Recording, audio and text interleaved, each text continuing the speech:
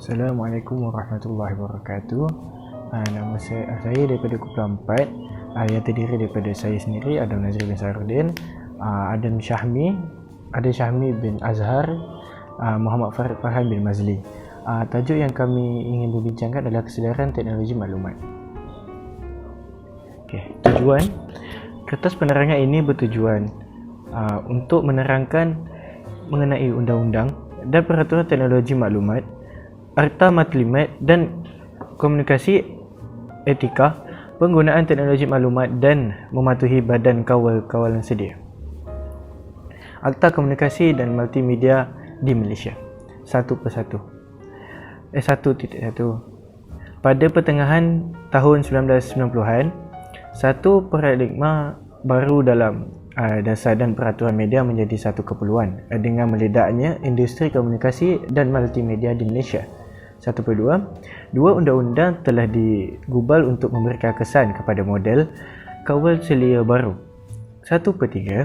Akta Komunikasi dan Multimedia 1998 mula berkuasa pada 1 April 1999, manakala Akta Telekomunikasi 1950 dan Akta Penyiaran 1988 telah dimusnahkan.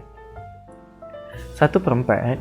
Dengan mengubal tersebut, Suruhanjaya telah mendapatkan 5 maklumat dasar kebangsaan unik untuk: pertama, menjadikan Malaysia sebagai pusat dan hub tumpuan utama di dunia bagi perkhidmatan komunikasi, maklumat, multimedia dan perkhidmatan kandungan.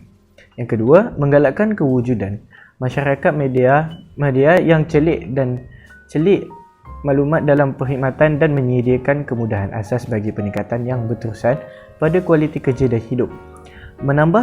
Yang ketiga, menambah dan memupuk sumber maklumat dan pengembangan budaya tempatan. Yang kelima, mengawal sedia bagi faedah jangka panjang penggunanya. Yang kelima, meningkatkan tahap keyakinan pengguna dan perkhidmatan industri. Yang 1/5. 10 matlamat dasar negara adalah asas penyelidikan rangka kerja kawal selia SKMM yang merangkumi peraturan ekonomi, peraturan teknikal, perlindungan penggunaan dan peraturan sosial. Prosedur dan rangka kerja institusi di bawah Akta Komunikasi dan Multimedia ACMA 1998.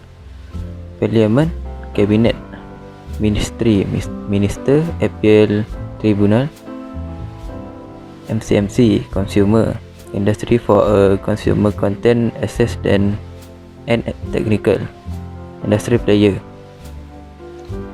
Undang-undang di bawah kawalan Suruhanjaya Komuniti dan Multimedia Malaysia. Terdapat 5 undang-undang yang terbabit: Akta Komunikasi dan Multimedia Malaysia 1998, Akta 589. Akta untuk menyediakan peruntukan bagi penubuhan Suruhanjaya Komunikasi dan Multimedia yang mempunyai kuasa untuk menyedia dan mengawal aktiviti komunikasi dan multimedia di Malaysia. 2. Akta Perkhidmatan Pos 2012, Akta 741.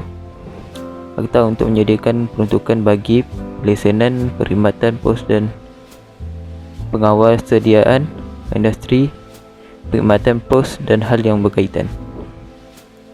Akta Komunikasi Multimedia 1998, Akta 588. Akta Komunikasi menyediakan peruntukan bagi mengawal sedia industri komunikasi dan multimedia dan bagi hal berkaitan. Akta Tandatangan Digital 1997, Akta 562. Akta untuk menyediakan peruntukan mengawal sedia penggunaan tandatangan digital dan menyediakan peruntukan bagi hal yang berkaitan dengannya.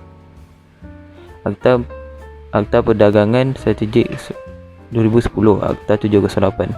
Akta untuk menyediakan kawalan ke atas ekspor, pemindahan kapal, transit dan pembrokiran barangan strategik, termasuk senjata dan bahan berkaitan serta aktiviti lain yang akan atau boleh memudahkan reka bentuk, pembangunan dan pengeluaran senjata pemusnah besar-besaran dan sistem penyampaian.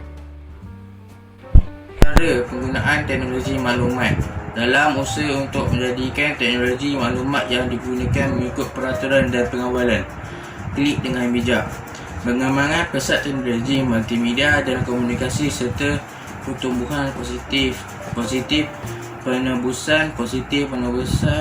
penebusan jalur lebar di seluruh negara mungkin telah menjejaskan nilai-nilai Malaysia dan budaya. Netbook Satu Malaysia menerusi program pembelian perkhidmatan sejagat SKMM telah memperuntukkan 1 juta netbook Satu Malaysia untuk diagihkan kepada penerima yang layak seperti pelajar, sekolah menengah dan penuntut universiti dari kumpulan berpendapatan rendah. Kampung Tanpa Wayar. Inisiatif Kampung Tanpa Wayar telah diilhamkan oleh Menteri Penerangan, Komunikasi dan Kebudayaan sebagai sebahagian daripada inisiatif berterusan SKMM ke arah merealisasikan matlamat U-Pustaka. Peranan U-Pustaka dalam konteks pembangunan perpaduan negara yang bersaingan di peringkat global adalah penting. Ia adalah dalam satu maklumat inovatif dan perkhidmatan penyampaian pengetahuan. Skim Komunikasi Belia. Belia berumur 21 tahun hingga 30 tahun boleh memohon rebat 200 tahun untuk telefon pintar 3G yang terpilih daripada pihak Selco yang terdaftar. Pusat Internet Satu Malaysia.